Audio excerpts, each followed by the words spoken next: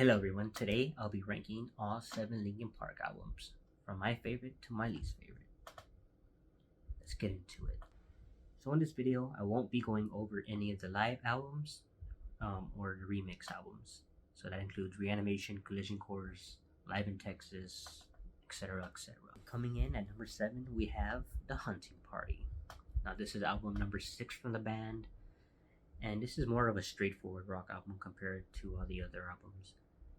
And it misses some of the elements that we are familiar with from the band, which is why I put it at number 7 primarily. There are some good tracks that I really like, such as Rebellion and Final Masquerade, and everything else is good. This is not a bad album by any means, it's just different from everything else, and it's not my favorite. So let's move on. Coming in at number 6, we have Minutes to Midnight, which is the third release from the band. I put this at number 6 because at least half the album to me is not as strong as the other half. We do have some songs that to me drag the album down, such as Shadow of the Day, and that's primarily the reason I'm putting it at number 6. Standout tracks for me include Giving Up, In Between, and not In Between, In Pieces, and The Little Things Give You Away. Definitely a good album, no means a bad album. I just feel like it's a little slower in some parts, and that I has songs I tend not to listen to, which is why I put it here. And coming in at number 5, now this might upset some of you, but I'm putting Hybrid Theory at number 5. My reasoning is because I've listened to this album for since it came out. I'm 28. I've been listening to this stuff since I was like 5 or 6.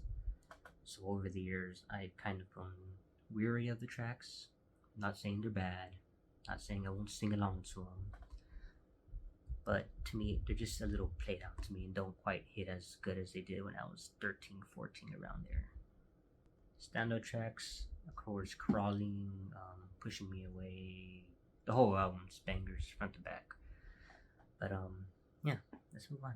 Coming in at number 4, we have One More Light.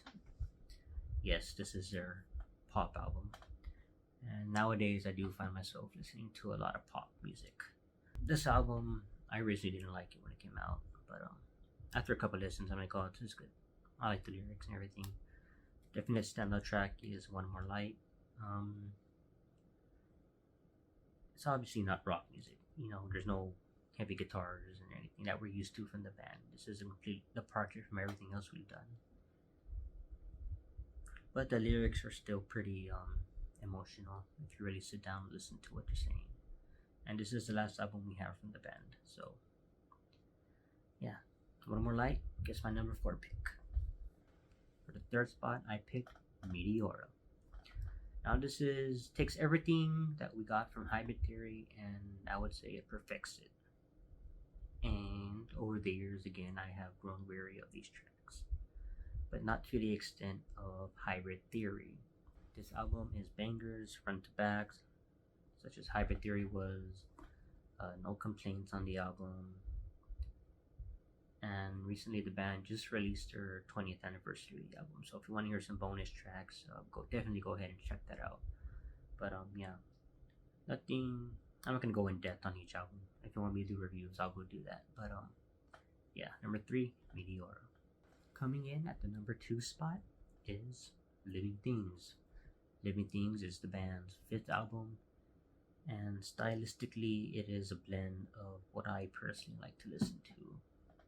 It's not as heavy as, say, Meteora or Hybrid Theory, or even some tracks off of Minutes to Midnight.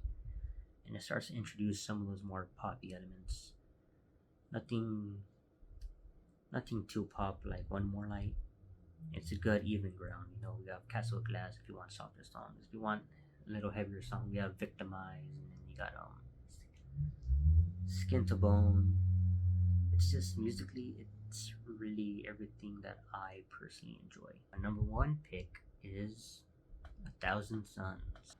Now when this first came out, I wasn't ecstatic about it, but over the years, this has grown to become my favorite Linkin Park album. I'm not sure, but I think it's a concept album. If you were expecting Hybrid Theory and Minutes to Midnight, Meteor, or anything like that, this is not it. This was the fourth album, and after Minutes to Midnight, we kind of expected that, but they went in another direction. My definitely favorite track is Wretches and Kings, which is probably my favorite Linkin Park song out of any album we have. And it definitely is a standout track on this album. Another close favorite of mine is The Messenger, which I believe was a bonus track released later, but I'm counting it as this album. The Messenger is probably my favorite slow Linkin Park song. It's very emotional for me. Again, A Thousand Suns, it has more aggression than Living Things, which is why I like it personally. And again, it's everything I like to listen to, and I enjoy music. If you want me to review all these albums, I will go ahead and do that over time. I actually have a review of Hybrid Theory written up, so if you want to see that, let me know. If you want me to rank any other band albums, go ahead and I'll do that.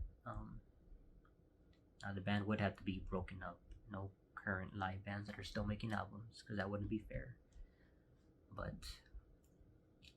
yeah, if you want to see any music related content, let me know.